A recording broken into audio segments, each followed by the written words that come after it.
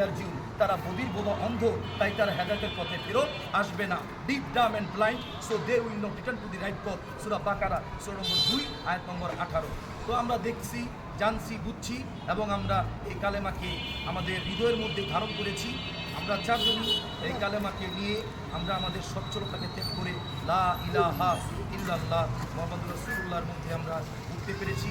আব্দুর রাজ্জাক বিন ইউসুফ সাহেবের কাছে আমরা কৃতজ্ঞ, যিনি আমাদেরকে এই পথকে আমাদেরকে আরও সহজ করে দিয়েছেন, যিনি আমাদেরকে এই ইসলাম গ্রহণের ব্যাপারে যত প্রতিবন্ধকতা ছিল সব প্রতিবন্ধকতাকে তিনি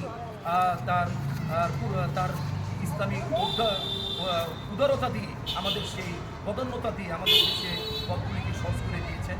আমরা এই টাঙ্গাইলের ভাইয়ের কাছে কৃতজ্ঞ, বিশেষ করে নূর মিডিয়া ভাইয়ের কাছে, যিনি আমাদের এই কথাগুলি, যেটা আমরা বুকের মধ্যে পাথর চাপা দিয়ে রেখেছিলাম, সেই কথাগুলি আজকে আমরা জনসমুখে বুঝতে পারলাম।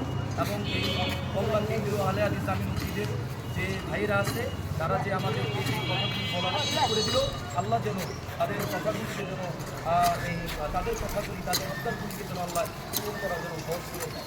এবং আমরা সবাই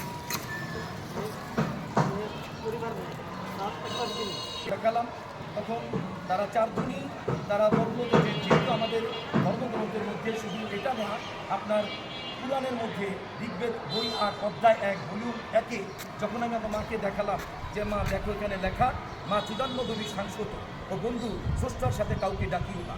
তো তখন সে চিন্তা করলো যে আমরা তো পানির জন্য ইন্দ্র দেবতা, তারপরে আসসালামু আলাইকুম রহমতুল্লাহি ওয়া বারাকাতুহু।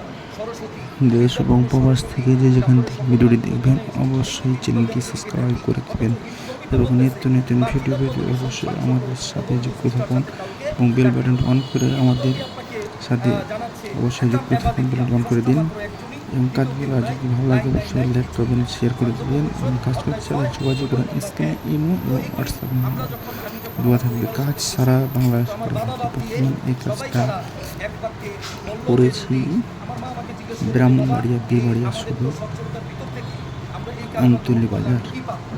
আমি আমার এই ইসলাম নিয়ে যে স্টাডি ছিল, সেই স্টাডি থেকে তাকে আমি খালি একটা হাদিস তাকে আমি শুনাইছি যে মা, বিশ্বনবী বলছেন যে লা ইলাহা ইল্লাল্লাহ দাখালাল জান্নাহ, একবার লা ইলাহা ইল্লাল্লাহ বলে যে উঠতে পারবে তার জন্য জান্নাত ওয়াজিব হয়ে যাবে।